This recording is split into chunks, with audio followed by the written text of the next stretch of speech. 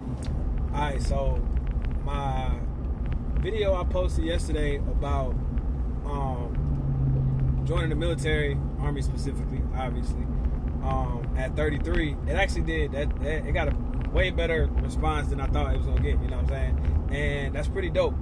I know I posted like a handful of videos before, and I was kind of like, I mentioned that I was contemplating about whether or not I would or wouldn't like post military content, but you know, here we are. Like, as much as I would like other content to go, it seemed like the military content is the stuff that's actually going for me, and I don't got no problem, you know, making content and or giving information about my experience with the military. So, you know, shit, I'm gonna just go for it. You know what I'm saying? I was kind of hesitant just because I see people doing it, and everybody thinks you can just do what you want online in a uniform, but you gotta, you know, you still gotta be within certain guidelines about certain stuff. But you know, I ain't I ain't no dummy. Like, I ain't gonna do nothing super crazy out of the water. However, or anyway, whatever. What I do want to say is the thing that's gonna really dictate your experience specifically in the military, regardless of what age you are, but especially to the people who are like my main audience with this is probably gonna be people that are 30 plus that are considering joining the military. And the thing that's gonna dictate your experience in the military, I can't speak for other branches, but I can say in the Army so far, next month, October 1st, will be a year for me. So right now I'm right at 11 months. But what I've learned is don't base what you think the Army or the military is gonna be like in your training, whatever your training phase is. So in the Army is basic training, and then after basic training is AIT. I don't know what they call it in all the other branches, but don't base what you think your experience is going to be like there.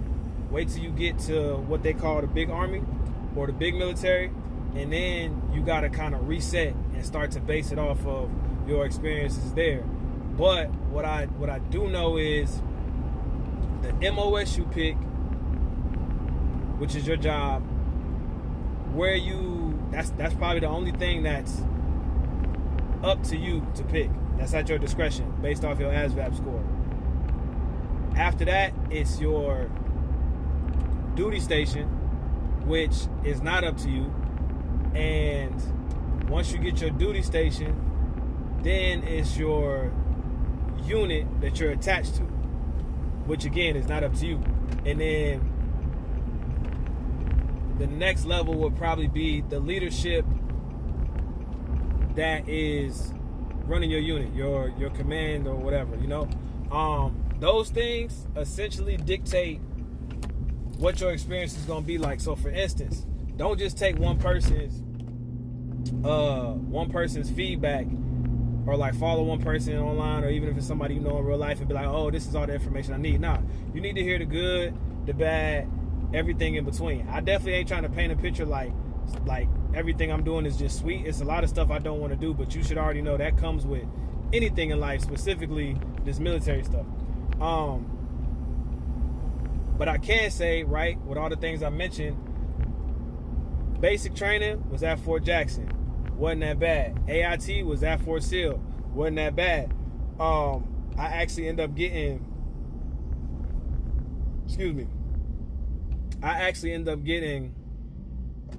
stationed at Fort Sill. So once I got there for AIT, this was the base I was going to be at. So I already started to look around and see what was going to be what or whatever, right? Once I got out of AIT, I got sent to my unit. I'm Air Defense Artillery, so I'm a 14 Papa. There's only 2 units I would have been attached to at this installation. The unit that I'm attached to is a training unit, essentially. So it's not the unit that actually does legitimate, I don't want to say legitimate, but that actually does consistent deployments or rotations. Doesn't mean we can't get deployed if it's actually that time, right? Actually time to do what we need to do.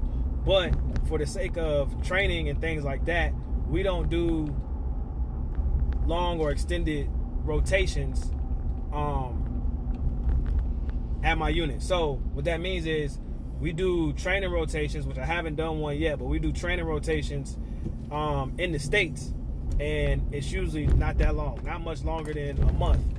Other units, the other unit that is here, right?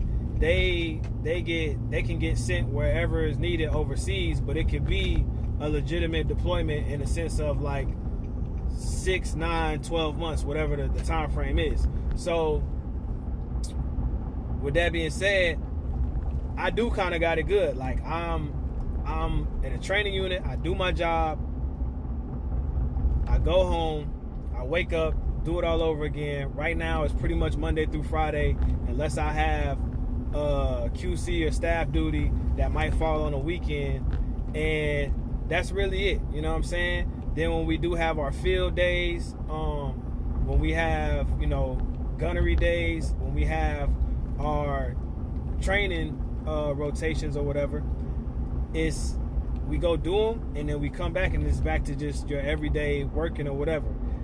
It don't matter what side you in, training or more so units that get deployed a little bit more, it's gonna be a lot of hurry up and wait. You're gonna, especially in the Army, you're gonna hear that, but I know that's something that's military in general. You're gonna have a lot of hurry up and wait. Y'all gonna rush, do a lot of things, and then you're gonna be waiting for periods of time. You're gonna be stuck for periods of time. You're gonna be sitting for periods of time. But with the unit that I'm attached to, so far, love the leadership. You know what I'm saying? From my actual battery all the way up to, you know, my battalion command team, from what I know about them in my short period, because I've been in for a year, but I only been with my unit for like 3 months. So far I appreciate, you know what I'm saying, my experience from with the unit that I'm attached to. As far as what I say, basically, you know, where you're stationed, your unit, your leadership, those are the main things. And then everything else is on you. Depending on your situation, especially if you're 30 and up, I know there's a stronger chance or a higher chance that if you're 30 and up, you have a spouse or a child. If you have a spouse or a child, you do the right things you need to do to get your BAH. You don't have to live in the barracks. You can live on post, in housing, or off post with your own housing. I have a dependent, so I don't have to live in the barracks. I can't speak to living in the barracks, but I can say, to my knowledge, most bases, you're still gonna have your own room. There's a few from what I've heard of that have the college style, like shared living room, but everybody kind of gets their own room in that space. But you still gonna have your own room. However, you do have to share the space with certain people. But like the way our barracks are here at Fort Sill, there's different buildings or whatever, some older, some newer, but they all have individual rooms that aren't like shared like that, or most of them do. There's 1 or 2 buildings that I think they kind of have some shared space.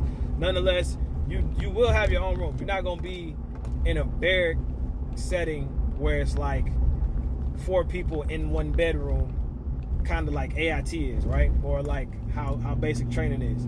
So I do know that's the only thing I can say as far as your living and how, you know, your living arrangement if you have to live in the barracks.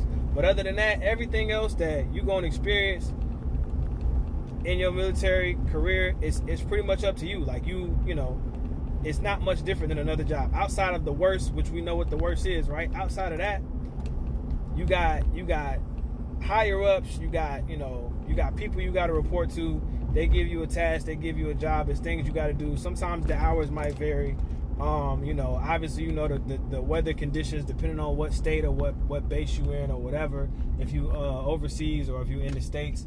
But outside of that, it's all on you. It's like you gon' wake up, do your job.